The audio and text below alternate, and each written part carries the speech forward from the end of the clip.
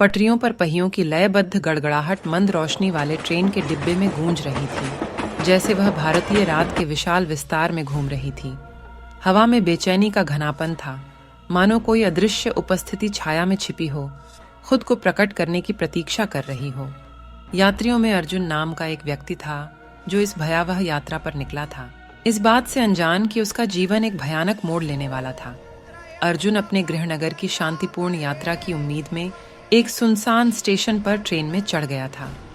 आसपास बिखरे हुए कुछ अन्य यात्रियों को छोड़कर डिब्बा लगभग खाली था। जैसे ही ट्रेन ने गति पकड़ी, अर्जुन की उत्तेजना एक अज्ञात भय की भावना पर हावी हो गई। उसने खिड़की से बाहर देखा, लेकिन उसे केवल दूर तक फैले हुए पेड़ और गहरा काला अंधेरा दिखाई दे रहा था। 1 घंटे की यात्रा में ट्रेन अप्रत्याशित रूप से धीमी होने लगी। अर्जुन ने फिर से बाहर झांककर अचानक रुकने का कारण जानने की कोशिश की। कुछ भी गलत नहीं लग रहा था, लेकिन सामने एक पुराने जीर्ण शीर्ण स्टेशन को देखकर उसकी रीढ़ में सिहरन दौड़ गई। ये परित्यक्त लग रहा था, इसका मंच घास फूस से उगाया था और इसकी इमारतें एक भयानक सन्नाटे में लिपटी हुई थीं। जैसे ही ट्रेन स्टेशन पर रुकी, डिब्बे के अंदर माहौल तनावपूर्ण हो गया। अर्जुन ने अन्य यात्रियों की ओर घबराई हुई निगाहें डालीं। ऐसा लग रहा था कि सभी उसकी बेचैनी को साझा कर रहे थे। तभी डिब्बे की लाइटें टिमटिमाने लगीं और बुझ गईं, जिससे वे पूरी तरह अंधेरे में डूब गए। हवा ठंडी हो गई और दूर से फुसफुसाहट की आवाज ने अर्जुन की रीढ़ की हड्डी में ठंडक पहुंचा दी। आखिरकार आपातकालीन लाइटें जल उठीं, जिससे यात्रियों के चेहरे पर एक भयानक चमक आ गई। बाहर प्लेटफॉर्म पर अर्जुन की नजर एक आकृति पर पड़ी। वह फटे हुए कपड़ों में एक महिला थी। उसके बाल उसके चेहरे को अस्पष्ट कर रहे थे। वह खाली आंखों से ट्रेन को देखती रही और डिब्बे में एक पूर्वाभास की भावना घर कर गई। मानो भूत प्रेत हो, महिला ट्रेन के पास आने लगी। जब अर्जुन ने उसे करीब आते देखा तो उसका दिल जोरों से धड़कने लगा।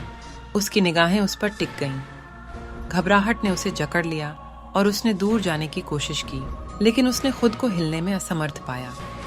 महिला की आंखें उसकी आत्मा में चुभ गईं और एक फुसफुसाती आवाज उसके दिमाग में गूंज उठी, जो एक भयावह मंत्र दोहरा रही थी।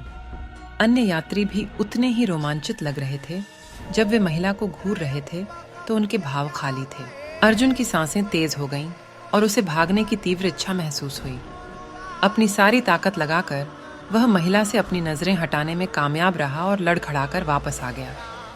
आपातकालीन लाइटें फिर से टिमटिमा उठीं और जब वे वापस जलीं तो महिला जा चुकी थी और प्लेटफॉर्म एक बार फिर खाली और उजाड़ हो गया।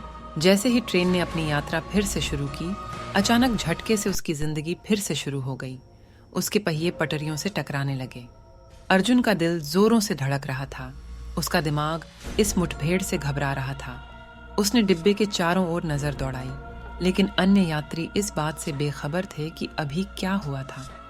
यह ऐसा था मानो उन पर जादू हो गया हो, रहस्यमय महिला द्वारा डाला गया एक भयावह जादू।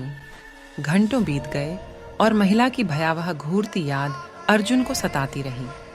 वह इस एहसास से उबर नहीं सका कि कुछ द्वेषपूर्ण छाया में छिपा हुआ है, देख रहा है, इंतजार कर रहा है। उसने अपने सहयात्रियों के साथ छोटी मोटी बातें करने की कोशिश की, लेकिन उसकी कोशिशों को खाली निगाहों और नीरस प्रतिक्रियाओं का सामना करना पड़ा। जैसे ही भोर हुई, ट्रेन एक हलचल भरे स्टेशन पर पहुंची। सूरज की किरणें खिड़कियों से होकर बाहर आ रही थीं, जिससे डिब्बे में चिपका हुआ अंधेरा दूर हो गया। अर्जुन ट्रेन से उतर गया। उसके पैर इस कठिन परीक्षा के कारण अस्थिर हो गए थे। उसने चारों ओर देखा, उस महिला को फिर से देखने की आशा से, लेकिन उसका कोई संकेत नहीं था। अर्जुन की यात्रा समाप्त हो गई थी, लेकिन उस बुरे सपने की याद उसे हमेशा सताती रहेगी। वह अक्सर सोचता था कि जो उसने अनुभव किया है वह सच है या उसकी कल्पना, थकावट और भय का परिणाम है। इसके बावजूद उस परित्यक्त स्टेशन पर महिला की खौफनाक उपस्थिति उसके दिमाग में बनी रहेगी, एक अनुस्मारक कि कभी-कभी सबसे डरावनी चीजें वे होती हैं जो स्पष्टीकरण से परे होती हैं।